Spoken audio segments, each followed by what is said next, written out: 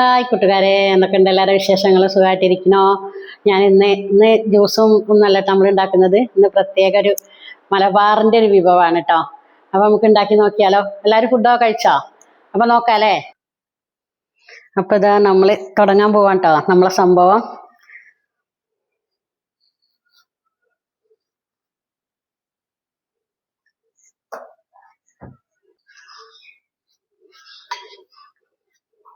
നമ്മൾ ഇതിലേക്ക് എടുക്കുന്നതേ 3 നേന്ത്രപ്പഴമാണ് കേട്ടോ. 3 എടുത്തിന് കേട്ടോ. നമ്മൾ ചെറുതാക്കി എരിയ. അപ്പൊ നമ്മളൊരു പാൻ അടുപ്പത്ത് വെച്ചിട്ടുണ്ട്. ഇനി ഇതിലേക്ക് നമ്മൾ നെയ്യ് ഒഴിക്കട്ടോ. 2 സ്പൂൺ നെയ്യ് കേട്ടോ.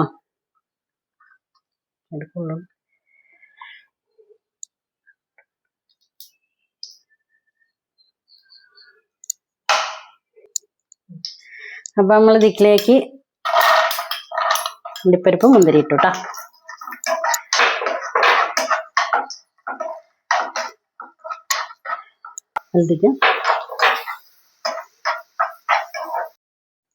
അപ്പൊ അണ്ടിപ്പരിപ്പ് മുന്തിരി ആയി നമ്മളിലേക്ക് പഴം ഇടാണ് കേട്ടോ. അപ്പോൾ ഏകദേശമൊക്കെ എല്ലാവർക്കും മനസ്സിലായിട്ടുണ്ടാവും കേട്ടോ. കുറേ ആൾക്കാർക്കൊക്കെ അറിയാം ഇതിവിടെ എന്താണെന്നുള്ളത് കേട്ടോ. അപ്പം നമ്മളെ മലപ്പുറക്കാരൻ്റെ ഒരു പ്രത്യേക വിഭവമാണ് കേട്ടത്.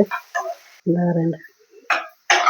അപ്പം ഇതാ നമ്മളെ പഴം എന്താ വാടി വന്നിട്ടുണ്ട് കേട്ടോ. നമ്മളിതിനെ ഒരു പാത്രത്തിലേക്ക് മാറ്റുന്നു.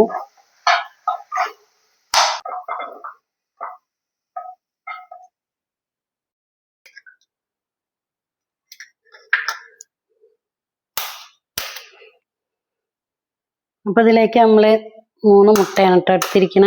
3 മുട്ട.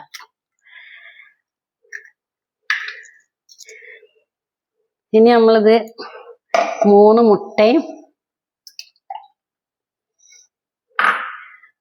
1/4 കപ്പ് പഞ്ചസാരയും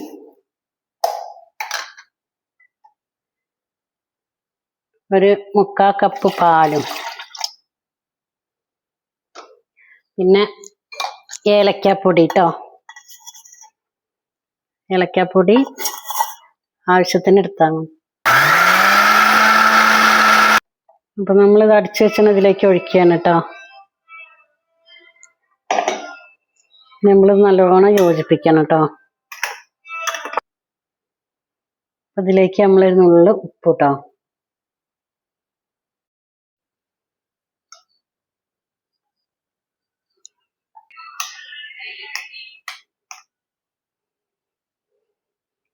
നമ്മളിത് മിക്സ് ചെയ്തത് ഇതിലേക്ക് ഒഴിക്കുക കേട്ടോ.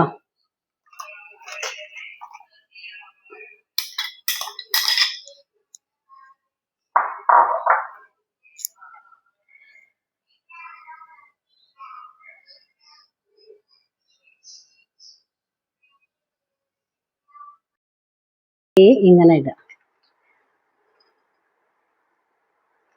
എല്ലാവരും ഉണ്ടാക്കി നോക്കണം കേട്ടോ. എല്ലാവർക്കും അറിയണ്ടാവും, അറിയാത്തവർക്കാണ് കേട്ടോ അത് കാണിക്കുന്നത്.